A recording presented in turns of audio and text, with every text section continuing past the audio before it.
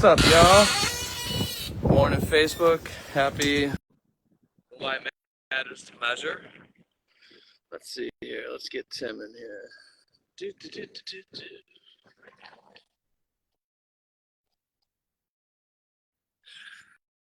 Hope y'all are having a good morning. This is wild. So this is day 2 of this. We were at the office yesterday watching all the reports. We actually went out for lunch. And we're like, I don't understand what everyone's making a big deal about. It's just another miss by the weather people. And because I don't know many people that are wrong more often than the Weather Channel, if I'm being honest. So yeah, it's kind of pissed that there was a restaurant I wanted to go to by the office. I mean, it was hard at all. It sucks. And yeah, wildly, it was just crazy, honestly. Couldn't believe it. I've never seen anything like this in Buffalo, so this is kind of what we're up against. Let's see here. So what we're gonna do, we're gonna break this out. Looks cold. What's up, bros? Yeah, it's cold. Are you still in Florida? I'm fucking jealous. Gotta be honest with you. Hope you're staying nice and warm there. Oh God, 38 degrees. That's fucking terrible. I don't know how you're managing. Who else we got in here? Sarah, what's up, Sarah? Let's see here. Tim Brown, yeah. Sam, what's going on, Sam? Hope you guys are staying warm. Timmy! Hey, how's it going? In beautiful Minnesota today. My neighbor's snowballing. Hey, what's up, dude? So I figured I could pop on here. It's a rough life. And we could do a. I cannot hear you. I figured we could do a measuring contest. The snow, got my that measuring is. tape too. So for everyone watching, this is the first time I've ever used a measuring tape. And I'm not going to show you the brand because it's not good. How many inches you got? Tim's flexing the Stanley over there. Good for you. Give me 1 second, though. I'm going to try to figure out why I can't hear you, Tim. Is it because I have my finger over the thing? There you go. Now I can hear you. How many inches you got over there, bud? Take a look. Let's take a peek. We'll measure this here. So for context. All right. So I'm at about 21 and a half right here.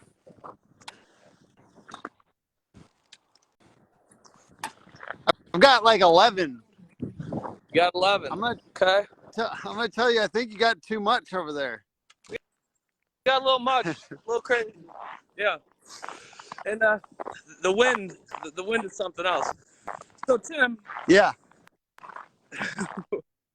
Why do measurements matter? Yeah, this is all a ploy because we want. So Minnesota, I'm in Minnesota, Minneapolis, 11 inches. You got how many in New York, bro? Where I just measured, it was 21. 21. So we delivered on that promise, but also we're going to talk about measuring what matters in your marketing. You knew it was going to be about marketing. It's Michael Stearns and Tim Brown. You fucking knew it. Ascend Digital, Hook Agency, gang. We're talking risking our lives in a state of emergency to bring you valuable content. We'll do, if you guys stay in here and interact with us, we'll do more measurements. So my question to you guys is, what are the top metrics? I'm asking you to interact in the comments. What are the top metrics that you're measuring in your marketing right now? If there were three measurements that you guys were paying a lot of attention to in your marketing, what would they be?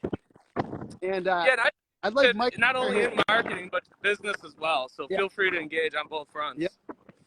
No, exactly. So I'd like, hey Mike, I don't know who you want to go first, but I'm happy to share. I want to share. Yeah, lead off, Tim.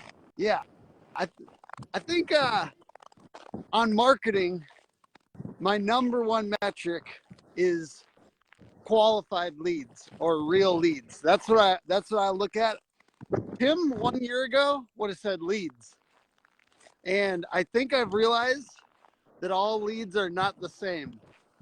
And I can bury my salesperson. I only have one. You probably have more. I can bury my salesperson in terrible leads if I want to. That's the thing. But it can waste time, and it can also lead to burnout. Because in my case, it's one person. She can do a sales call, and not close any of those deals. And you could say that she's not a great salesperson or something, or we could look at the quality of the leads. And so those are two things. So my number one is qualified leads. Yeah, and so like let's take a look at the comments here. We got Broce. When you guys merging, companies hooking to Ascend, close percentage CPA, so cost per acquisition, and lead to appointment set rate. Love that, Broce. We'll circle back on that in a moment. That's all really good stuff, bro. I love that. So what do you consider a qualified lead then, Tim? Qualified lead for us, I mean, it's very specific. Like, that's the tough part, because that changes over time as your company grows. The hard part, like, so I'll try to get clear on that, and then I'll kind of give a little bit more context. So the biggest thing for us is just like, could they actually buy this? You know what I mean? Could they actually buy this for us? And I mean, like, that's something for you, I guess, as a roofing company too. And then for us, it tends to be around, like, it doesn't make sense within a certain budget to purchase this type of marketing service. And then the other one, I guess, is for us, we say like growth mode roofers. Like, are they in growth mode? Do they value what we do? So those are like some clear criteria that we have. But you know, the problem is those criteria do evolve over time, and that's where you have to kind of set some criteria and keep them the same for a long period, so that you can actually make data-based decisions. It's hard to it's hard to target. The variables of the equation are consistently changing. It's hard to measure what's impacting what to get a true gauge. Yeah, right? exactly. So you got to kind of keep that tight and stay the course. Yeah, first thing that makes people a qualified lead for us is going to be, are you a Bills fan? Right? Yes. If you run with the Bills, if you're Bills Mafia, we're a good fit. No, that's a really good point. Let's circle back to what Mr. Broce said here. John, so Jonathan, close percentage CPA and lead to appointment set rate, is that in order of importance for you? Comment below and let me understand if that's exactly the order in which you would Bill's Mafia. Yeah. Oh, I'm having trouble. I'm trying to have my glove on and have the phone in my hand at the same time because it's freezing right now. Here, I'm gonna invite Broce to let's go. To join. Broce. With his 38 degrees. Hey, John. What's up, guys? Bro, it's good to see you. Where are you at in the world right now? Florida. Florida. We're down in Florida. Mike just said he's gonna get a house down there. Yeah. I recommend it. By the way, Mike, if we merged companies, would you be a client finally for us? It's a possibility. If we merge companies, Mike, it's worth it, right? I mean, these are talks that we should have offline. Yeah. All right. What's up, guys? Bro, talk to us about those couple metrics that you mentioned. Why are those so important to your business? I love those metrics, by the way. So it's lead to set is the first metric, and then set to close. Yeah. Those are the two main metrics to qualify your quality of lead, I guess. Yes. Set to close. So, as far as where does marketing start to cross over into sales? You know what I mean? Where does, and how do you keep that accountable? Because in smaller companies that I've been in the past, there's almost like a little bit of like a tension between the marketing department and the sales department. And the marketing department's, I was the marketing department. And I was like, you gotta, these count. You have to close the, you know what I mean? Like I was frustrated with our sales department, and our sales department was, like Well, so calling everything qualified. Equally frustrated with you. Yeah. yeah, it's the same. It's the same. It's the convo that you guys have about SEO versus website, right? Yeah. So SEO is to get you to the page, and the website is to keep you there. Yeah. So marketing the same way. It's to get you to the lead, and the sales is to close the deal. Yeah. So it's a similar concept if you look at it that way. And did you say one of yours was cost of acquisition? Yep, your CPA. How do you do that? I'm asking a basic question. Jon, you didn't expect to be on this live this morning, so thank you so much for playing along. I apologize. Just for fun, and I really appreciate you taking the time, dude. What is cost of acquisition for those folks that aren't quite measuring that? Say it again, because you broke up there. Sorry, what is cost of acquisition, or CAC, or COA? So cost per acquisition would be basically versus revenue, like number of sales versus revenue. Yes, and you do that as a whole, because I do personally, I do mine as a whole, and then I try to get down to channel, but it's a little hard sometimes. Is that how you do that, or do you do it per channel cost of acquisition every time? Yes, so it's per channel, but also as a whole. Yeah. Because each channel has its own value to it. Yep.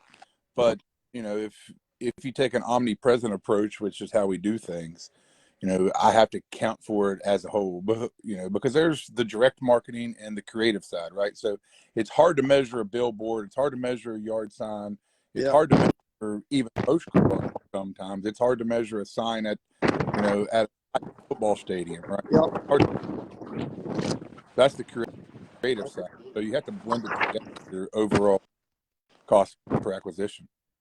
Mike is literally in Blizzard right now. So that's a great answer, and I love attribution. I love being able to prove that the shit we're doing is making a lot of people a lot of money.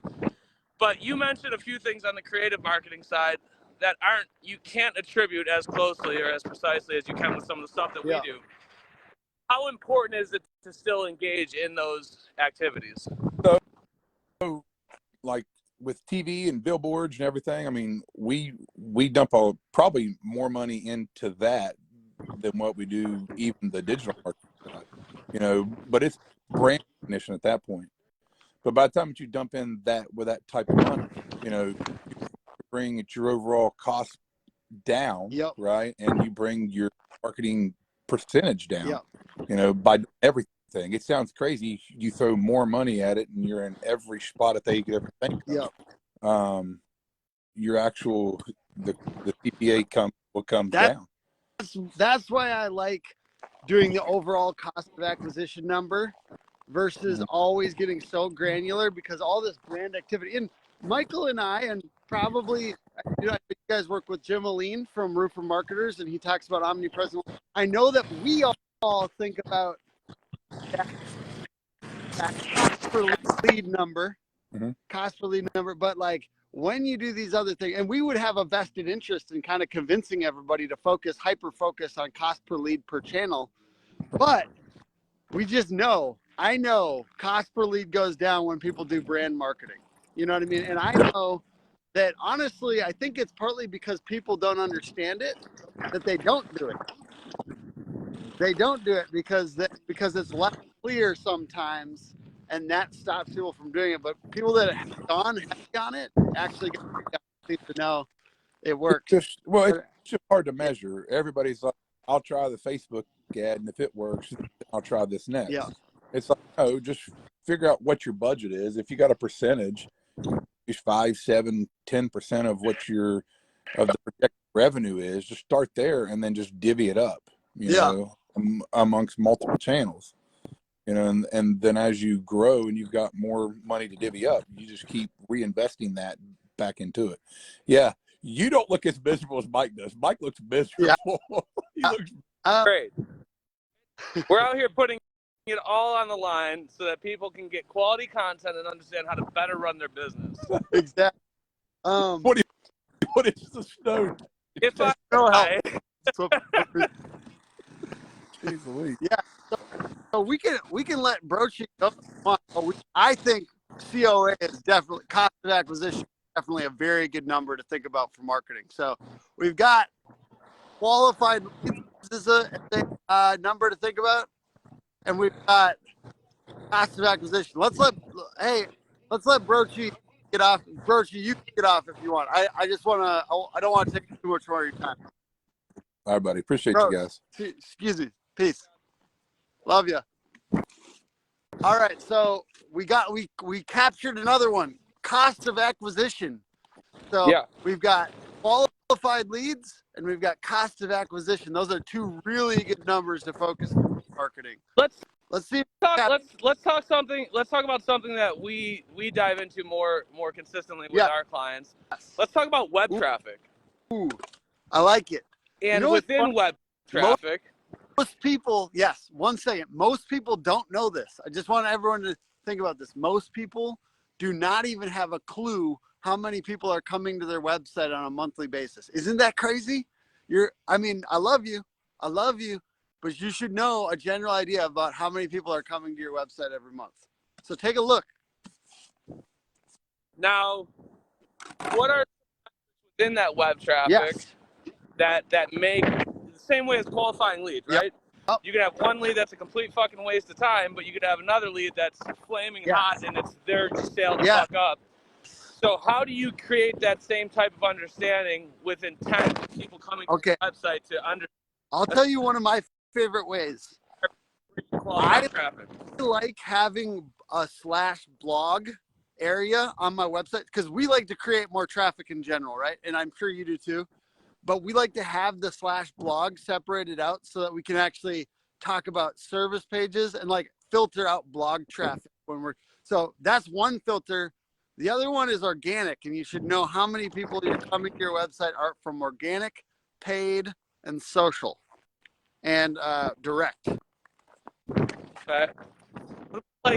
What about how long they're spending on a page? Oh yeah, that matters, but I wouldn't say that's the most important thing because I think some people hyper focus on that. But I don't know how you feel about that. It's an indicator, right? It's the same way. Yeah. It's the same way if I look at let's see here. What's a good analogy here? I don't know. I think I'm getting fucking a little foggy brain from the snow. I think it's an indicator. I think it's one worth paying attention to. It's not going to make a world of difference. Yeah. But when you're talking about things that matter with online marketing, a lot of it is doing the fundamentals and moving the needle with every opportunity that you can, right? So I think creating content that makes people more inclined to stay on that page is important. Yes. I think linking that content, if you're on a roof repair page and you're talking about, it might be time for repair or maybe it needs to be replaced, we'll give you an honest assessment. That roof replacement should be a hyperlink to a roof replacement page where they can learn more about that, right? So it really depends, honestly. But, I think I always like to check how many pages are the average people going to, because that then tells me that we're doing a good job engaging them and creating that immersive experience that we want. Yes. I definitely think if you don't know how many people are coming to your website and how many people are coming from different channels, at least look at analytics and look at this stuff. The reason I want you to look partly is because a lot of people that watch this are going to be surprised if they really look and say, we probably need more people to come to our website. Like if you look, even people that are doing a lot of business, a lot of times do not have enough going on their website. And yes, people could tell us that traffic doesn't matter and you got to get leads, but you can't get traffic. If I double your traffic, your leads aren't going to go down. It generally corresponds. So yes, we want more people on your website and we want that website to convert at a higher rate. And I do think conversion rate matters, but once again, like we were kind of talking about these top 3 numbers. So is there anything else that you feel is I'm hopping in the car. It's so cold, dude. Whew. Oh, you're cold? Yeah, I'm a little cold. Oh, okay. -2.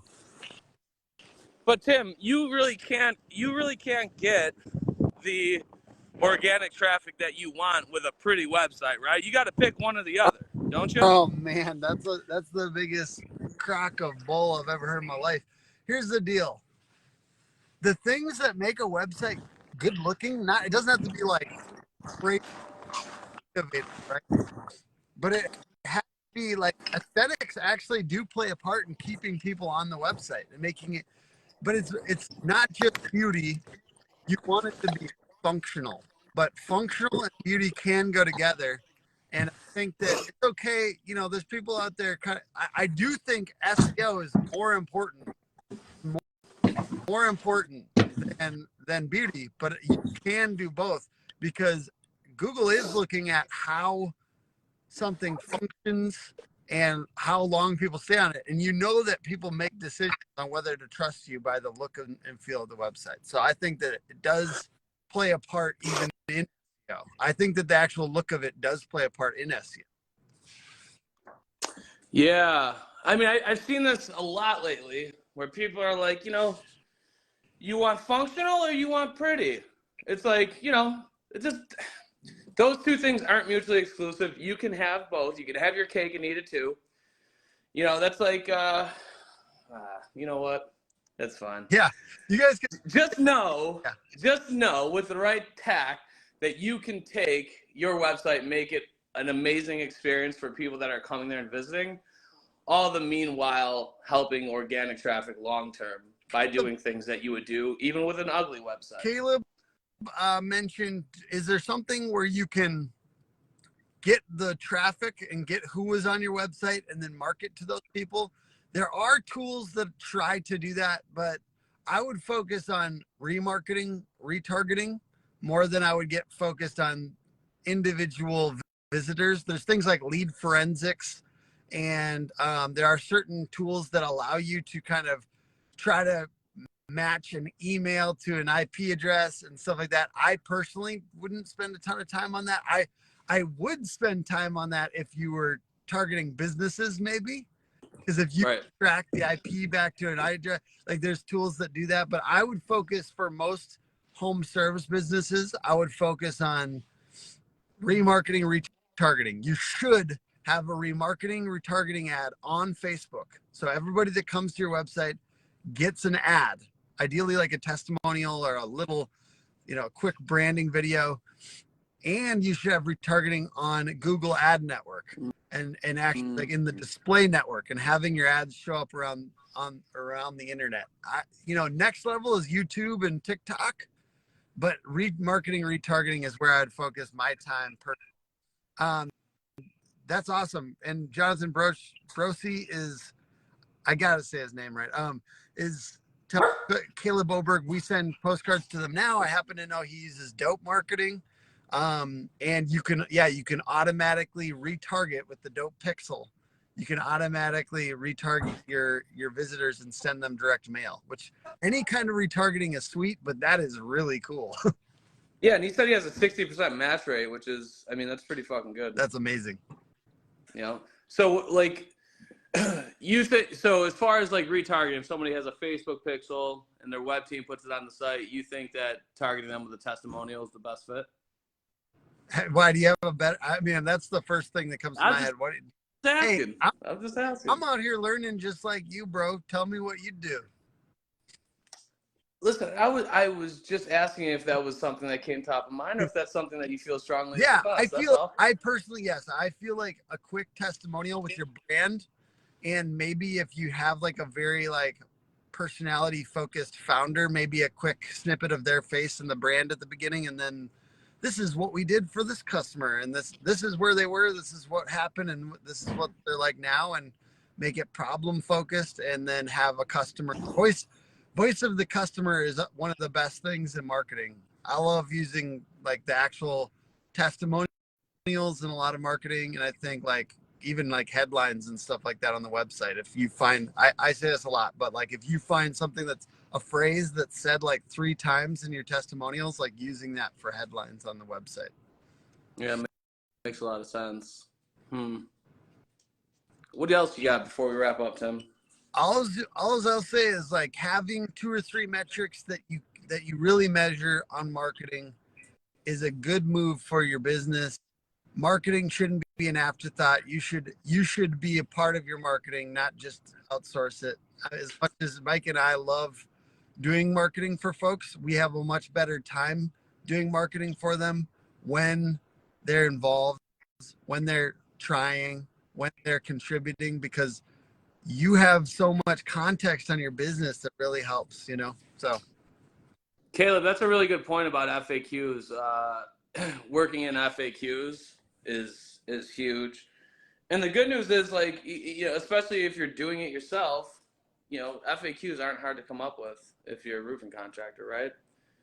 You're getting asked these questions, or your sales team's getting asked these questions all the fucking time. Ron Frame says he calls Mike on an hourly basis. Ron, I love you, and yes, he does. He is very engaged, and we appreciate that. That's good to be engaged, and ultimately, like, contributing too, you know, like social. That's the thing. Mike and I both believe, like, the owner being involved in social, or somebody in the office helping with social and being, I just think y'all could be more aggressive this next year. That's all on social. I think social is more powerful than people realize, but it's really hard to do as an outside company. So I strongly suggest you get more active, get more people on your team active in social, and double down on what's working this year. Double down. Don't just run off and flit off and do the next thing. Double down. Yeah, to your point on social, it's another one of those things where I would look at that more so like I would look at traditional media. Yeah. And in the sense of, don't look for lead form count. Don't look immediately to attribute, we spent, you know, 16,000 on social ads this year and we did this much in revenue. Just know, right, that I call it the grocery store effect, because I have a couple clients where it's like, dude, we wear our shirts out and we're at, like, Publix, and people are like, I see you everywhere, but the only thing they do are Google ads and some social ads, and they have their truck wraps and shit. So the more places you are, that omnipresent approach, the more people are going to relate to you and understand your brand, and you're going to live in their head rent free. Exactly. So when it comes time, whether it's a month from now, a year from now, 2 years from now, when they fucking do a Google search and there's your ad and they're like, oh yeah, like, that's what we want to create. Okay, so we said if people stayed engaged, we would measure something else, and I'm gonna measure my puppy's ears. No, we gotta measure something we can both measure. So we're gonna measure our brains and see who's smarter. Oh shit! All right, let's do it. I gotta say, we had amazing people engaged. We had Caleb Oberg, we had Jonathan Broce, we had Chuck Doki. Thank you guys for being in here. You guys are freaking awesome. This makes these lives so much better. So Mike and I are gonna deliver on. I think mine is. Let's see how big my brain is. I think mine's about what are we doing here? 4 and a quarter. It's really hard to measure. Only 4, bro. Fuck you. That's like 6. Oh, let me measure from fat cheek to cheek. So there you have it. Tim's brain's a little bigger than Mike's. Yeah, all right. I'm running a smear campaign on Tim Brown. Stay tuned for the next live. Thanks a lot, Tim. Thanks for coming in, adding value to the audience. I appreciate Chuck, Jonathan, Caleb, everybody, Ron, Michael, and we'll be back soon. Hey, can I just tell you one thing, Michael? Yeah. I know I say this a lot too, but I'm grateful for our friendship. Iron sharpens iron. We get better and better. That's why we hang out, because we keep on getting better at marketing and serving our audience. And I really, really appreciate your friendship this year. And I hope more in 2023, bro. Likewise, my friend. Take care. Merry Christmas, everyone. Happy holidays.